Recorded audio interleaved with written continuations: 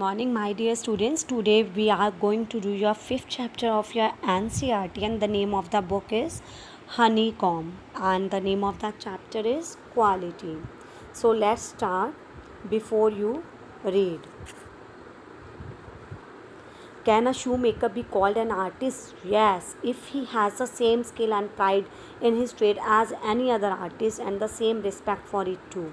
क्या एक शू मेकर, एक शूज़ बनाने वाले को भी क्या एक आर्टिस्ट कहा जा सकता है?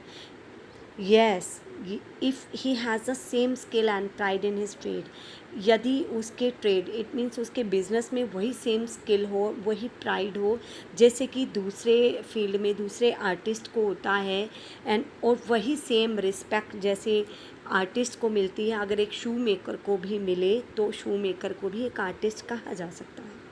जो ये हॉल चैप्टर है ना, quality, this chapter totally revolves around mister Gessler, a Germany shoe maker, जो एक जर्मन में this story is related to Germany, ये जर्मनी से रिलेटेड है. इसमें मिस्टर गैसलर जो हैं, he is a shoe maker, वो एक शूज़ बनाने वाले हैं और कहाँ रहते हैं, लंदन में, and is a perfect artist, and he is a perfect artist, बहुत अच्छे आर्टिस्ट हैं, शूज़ बहुत अच्छे बनाते हैं.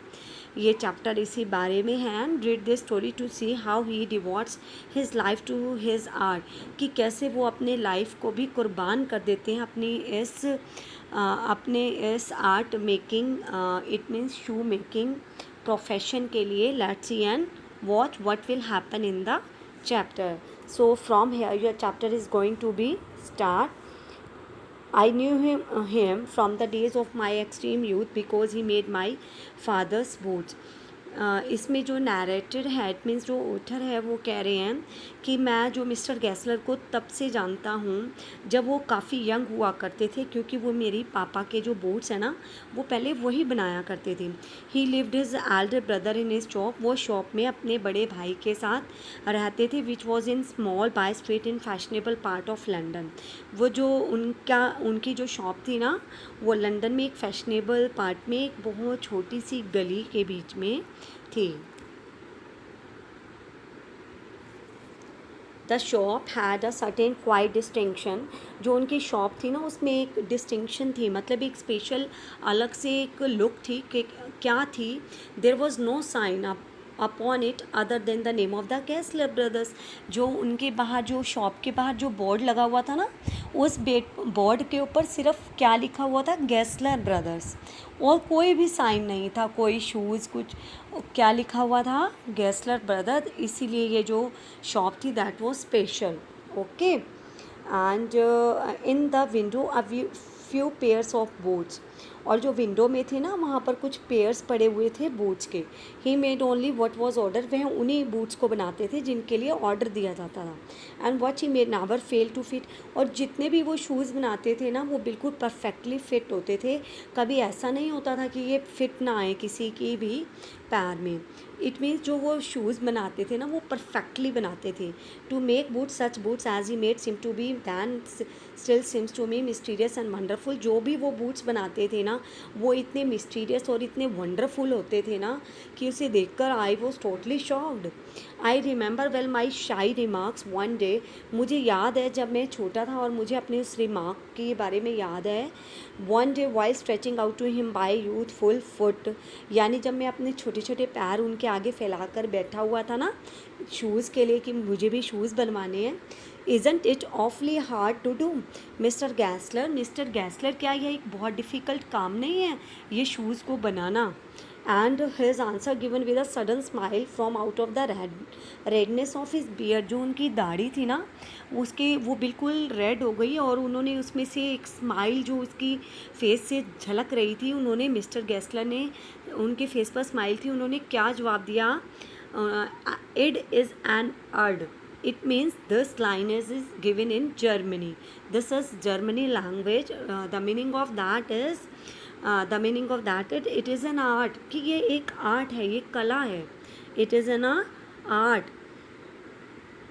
It was not possible to go to him very often. His boots lasted terribly, having something beyond the temporary, some essence of boot stays into them. It means ये बहुत मुश्किल होता था कि अगर मैंने आज बूट बनवाए हैं तो मैं बहुत जल्दी उनसे दोबारा उनसे मेरी मुलाकात हो जाएगी. Why it was not possible? क्योंकि जो उनके जो बूट्स होते थे ना वो परफेक्टली मैंडेड होते थे, वो इतनी जल्दी टॉर्न नहीं होते थे, ठीक है, यानी वो फटते नहीं थे, उनको इतना परफेक्टली स्टिच किया होता था कि वो कभी जल्दी से फटते नहीं थे और जल्दी से फटेंगे नहीं तो रिक्वायरमेंट भी नहीं होगी सेकंड बूट्स के लिए, इसलिए मुलाकात भी जल्दी नहीं होगी. Let's move forward. This is the shop of the Gessler brother. Here is given in the picture. Here is given the picture. Look here.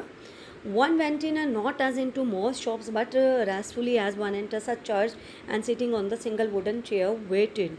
One went in, not as into most shop. जब एक इंसान जाता है ना but restlessly, यानी जब वो काफ़ी सारी शॉप्स पर जाता है but restlessly as one enters a church, और जब वो शॉप के अंदर एंटर करता है ना तो वो जब वो कोई भी बाहर से पर्सन आता था मिस्टर गेस्लर की शॉप में एंट्री करता था, वो बहुत ही रेस्टफुली करता था और ऐसे करता था जैसे कि वो किसी चर्च के अंदर एंट्री कर रहा हो. Why? Because and sitting on the single wooden chair waited, क्योंकि जब वो अंदर एंटर करता था वो देखते थे कि मिस्टर गेस्लर जो है एक सिंगल वुडन चेयर जो है उस पर बैठे हुए उसका वेट कर रहे हैं. किसका? कस्टमर का.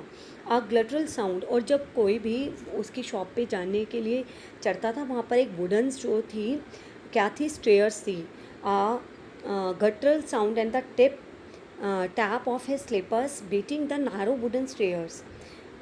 गटरल means harsh and grating. It means बहुत ही, जब वो वुडन स्टेयर पर कोई भी चढ़ता था उसके स्लीपर्स की जब आवाज़ टकराती थी तो वो एक हर्ष और ग्रेटिंग साउंड होती थी.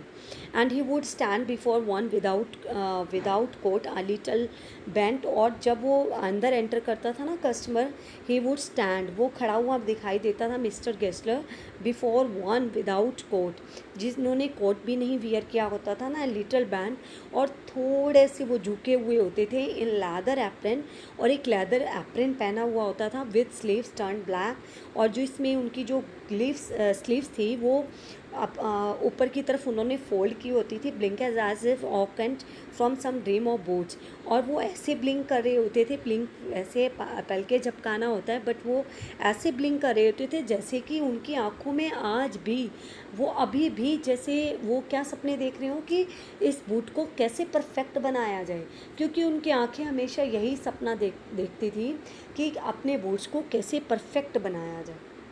Okay, and after this we will read further in the second part. Thank you. Have a nice day.